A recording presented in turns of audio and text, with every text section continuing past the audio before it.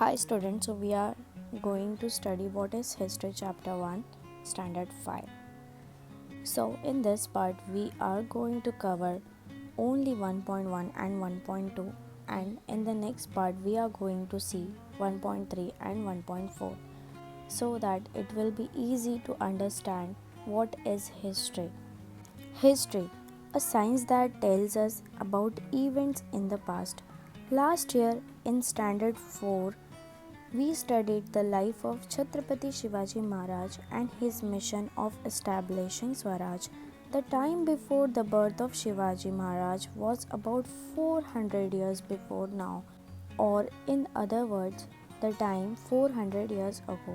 Last year fourth standard में हमने छत्रपति शिवाजी महाराज के लाइफ के बारे में, मिशन के बारे में, कि कैसे उन्होंने स्वराज को इस्टेब्लिश किया, ये सब के बारे में हमने पढ़ाई की थी। और ये जो सब था वो 400 years पहले की बात थी, दैट मीन्स 400 years ago की बात थी।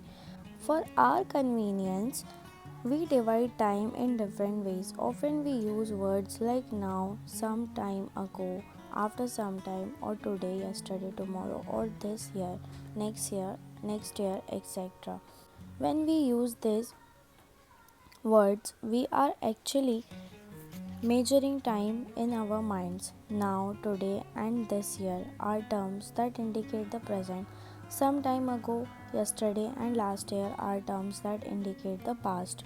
After some time, tomorrow, and next year are words that indicate the future.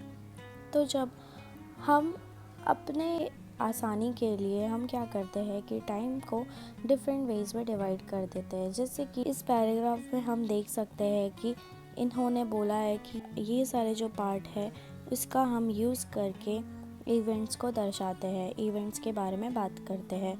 तो हम देखेंगे कि जब हम बोलते हैं कि अभी, आज और इस साल, तो हम इंडिकेट करते हैं किसको? प्रेजेंट को। और जब हम कहते हैं कि some time ago, yesterday and last year, तो हम बोलते हैं किसके बारे में? पास्ट के बारे में।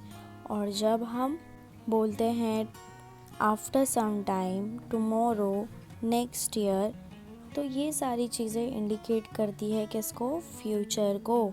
ठीक है। देन जो टाइम चला गया है उसे पास्ट बोलेंगे। जो टाइम अभी हम एंजॉय कर रहे हैं अपनी लाइफ में उसे हम प्रेजेंट कहेंगे। और जो टाइम आने वाला है जहाँ हम कुछ बन जाएंगे और बहुत सारी पढ़ाई कर लेंगे तो उसे कहा जाता है फ्यूचर। जो पास्ट है वो बहुत सारे इवेंट्स को बताता है, लाइक बहुत सारे इवेंट्स जो हो चुके हैं कुछ टाइम पहले, उन सब के बारे में हम पास्ट में स्टडी करते हैं।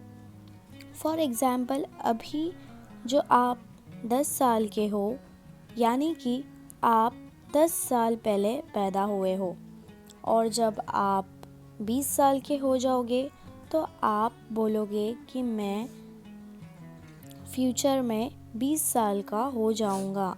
अभी जो है वो आप ऐसे बोल सकते हो कि मैं 10 साल बाद 20 साल का हो जाऊंगा, तो वो आप फ्यूचर के बारे में बात कर रहे हो। The time gone by between today and the day of your birth is your past. तो जो टाइम जब आप पैदा हुए थे तब आप 1 साल के थे, फिर जो 1 साल से 10 साल का एज था उस टाइम को हम पास्ट बोलेंगे। अभी आप जो है किसी को अगर अपने बारे में बताओगे तो आप ऐसे बोलोगे कि मैं 10 साल पहले पैदा हुआ था। तो बस इतना ही इस पैराग्राफ में कंप्लीट किया गया है, और उस टाइम को हम बोलते हैं past.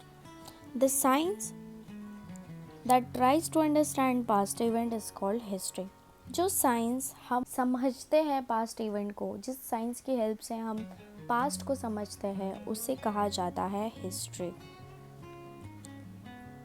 Okay, so in the 1.2 we will see the scientific method of history.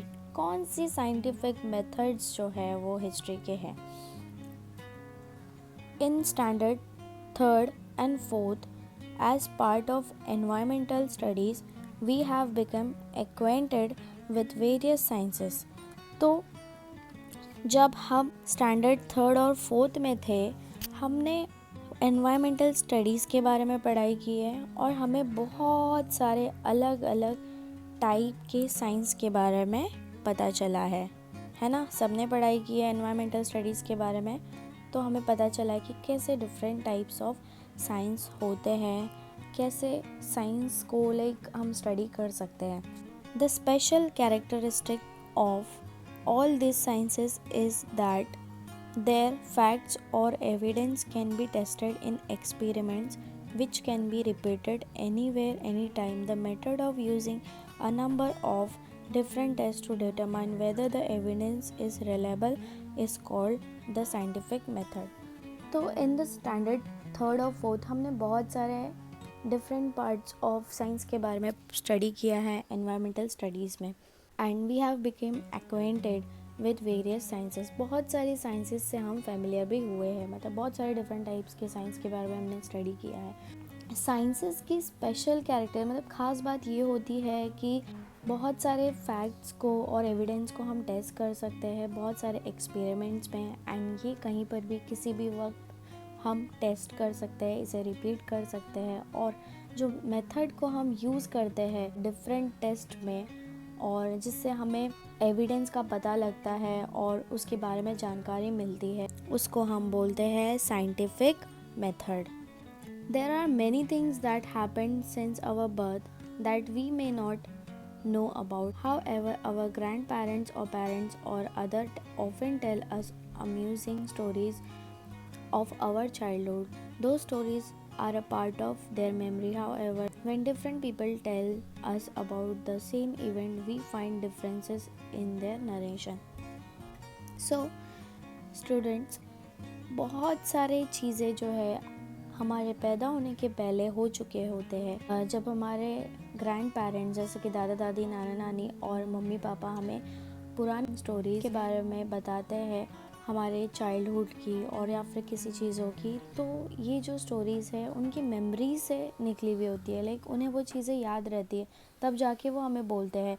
और ये सारी जो सेम इवेंट होती है, कभी कभार आप जब किसी और के मुंह से भी सुनोगे तो आपको लगेगा कि हाँ इसमें कुछ डिफरेंस है, right. It makes us wonder which one is right. तो जब हम ये सारे अलग अलग लोगों के मुंह से सुनते हैं कुछ स्टोरीज, तो हमें ऐसा लगता है कि कौन सी सही होगी, है ना। तो we need to examine the detail of each narration carefully to decide the correctness of the fact. तो जब हम सुनते हैं तो हमें कहीं ना कहीं चेक भी करना चाहिए कि कौन सी स्टोरी जो है राइट है। ऐसे ही आपको हर जगह पे इस रूल को अप्लाई करना होता है कि जब भी आप किसी के मुंह से कुछ सुनो तो आप पहले चेक करो कि वो स्टोरी सही है या नहीं। उसका कुछ एग्जामाइन मेथड होता है, उसके हिसाब से आप उसको जान सकते हो कि is this fact is correct और not. It is not possible to conduct experiments to recreate the events that had happened in the past. Therefore, the method of presenting history is different from that of other sciences. Even so, history uses the scientific method at every stage, namely while looking for and collecting evidence, examining the evidence, and while putting it together. So, as you all know, जब हम कुछ चीज़ें तोड़ देते हैं, like when we play with the things, और हम उसे तोड़ देते हैं तो हम उसे फिर से जोड़ नहीं सकते, है ना। तो इट इज़ लाइक दैट, जब हम किसी चीज़ के बारे में पढ़ लेते हैं या फिर कोई इवेंट जो है वो पास्ट में हो चुका होता है, उसे फिर से एक्सपेरिमेंट के जैसे रिक्रिएट करना इम्पॉसिबल है, पॉसिबल है ही नहीं। Therefore, the method of presenting history is different from that of other sciences. इसलिए जो मेथड होता है हिस्ट्री को प्रेजेंट करने का, वो जो है डिफरेंट साइंस से अलग होता है, like it is different from other sciences. Even so, history uses the scientific method at every stage, namely while looking for and collecting evidence, examining the evidence, and while putting it together. फिर भी history जो है वो scientific method का ही use करता है हर stage में। जैसे कि जब कोई हमें एविडेंस मिलता है तो हम उसे अच्छे से चेक करते हैं, उसके बारे में जानते हैं, उसकी स्टडी करते हैं और उस एविडेंस को एग्जामाइन करके हम उसे बताते हैं कि किस वक्त पे किस चीज़ों पे ये चीज़ हुई है, right. When required, help is also taken from other sciences. That is why history is considered to be a scientific discipline. History is not written solely on the basis of imagination. Remember this line, okay?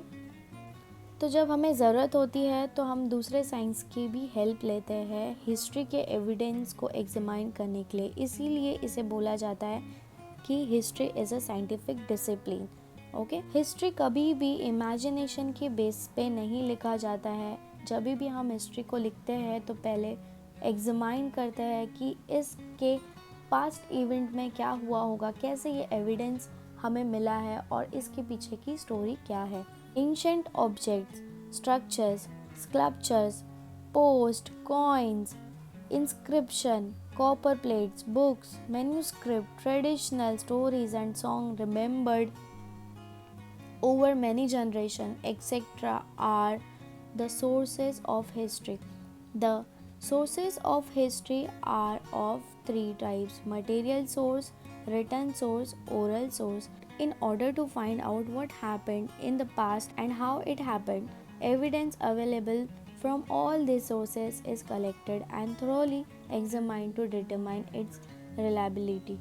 With the help of the evidence that stands this test, past events are put in a proper sequence and a historical account is written.